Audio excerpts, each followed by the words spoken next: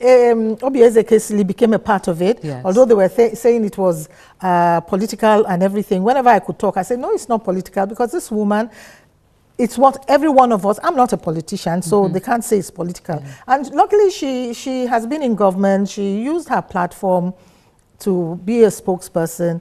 I just sat at the background and said, okay, let it run. And it ran. It just went viral. Wow. But yes, I did sow that seed. And those who know. But what is very sad is in this part of the world, people do not know how to give credit to people who could have said, oh, Benny sowed the seed, but we've run with it. Fantastic. It went, and I just stayed in the background. I know one or two people actually told me to move forward and try to get back online. And I said no, because what it would cause is controversy, and it would take away from the focus. The focus is the Chibok girls were in the mat, in the picture. And, you know, that's what we should focus about. Okay. But what I told them was that beyond what is happening, we should look at the trauma side because of my background. Yes. And I did write up a proposal that we should be ready and give it to the UN, but nobody seemed to do it. And then look at what is happening. We'll come back. Okay. Yeah. We're going to take a break. We'll be right back.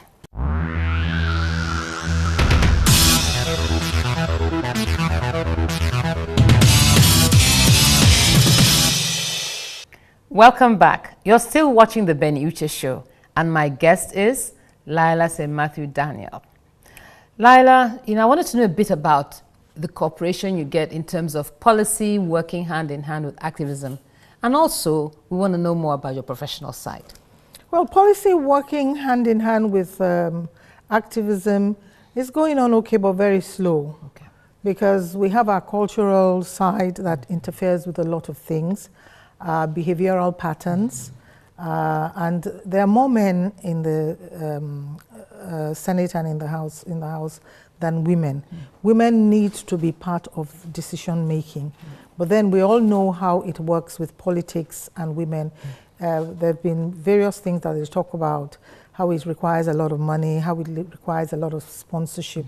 If we get past that point where money speaks before the right people can come in, then we will. We're working hand in hand Wonderful. with them.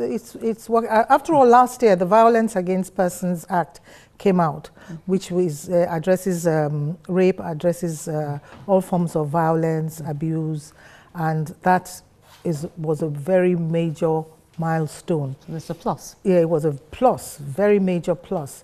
Regarding my profession, like I said earlier, I have all the skills that goes beyond just training. We talk about change. If mindsets, behavioral patterns, attitudes are not changed, change will be a mirage. You cannot tell people just with words.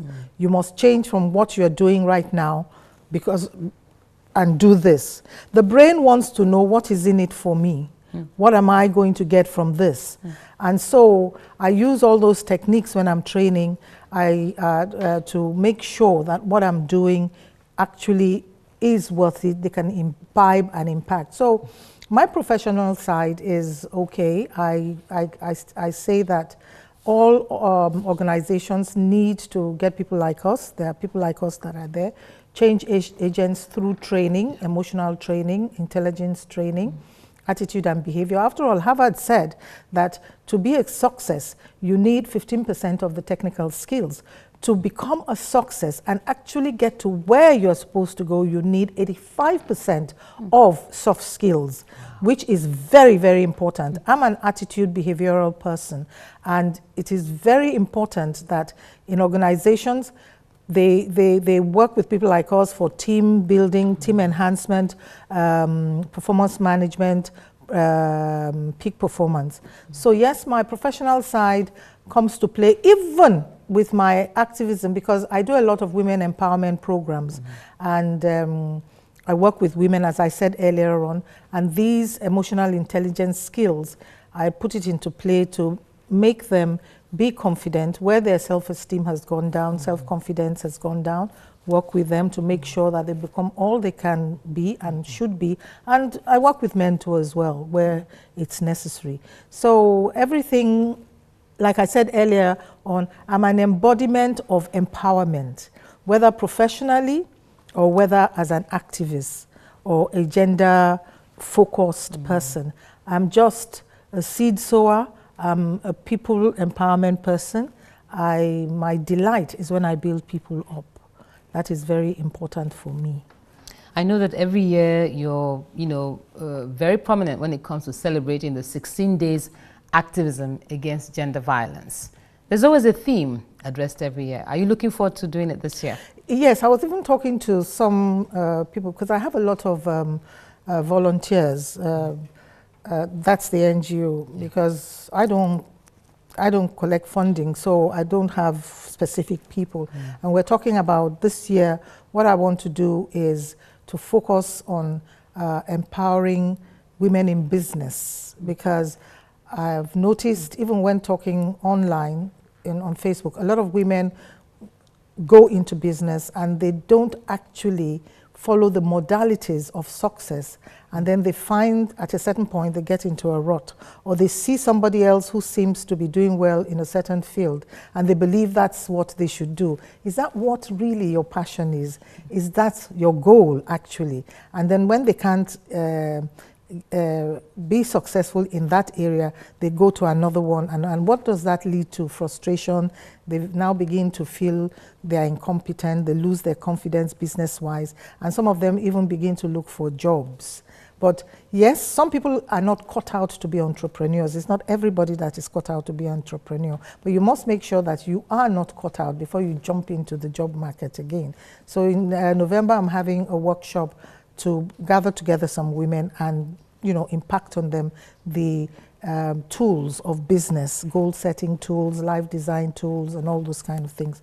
But before then, I'm giving some life reengineering workshops. Awesome. So that is, I'm a giver, I just give, because I believe that when you have it in you, you can always give it. You don't be afraid to share, because even if anybody else runs with your vision, they are supposed to be as of that point. That's me, spiritually. I say, if somebody else even runs with that vision, at that point, it's like, what's this race?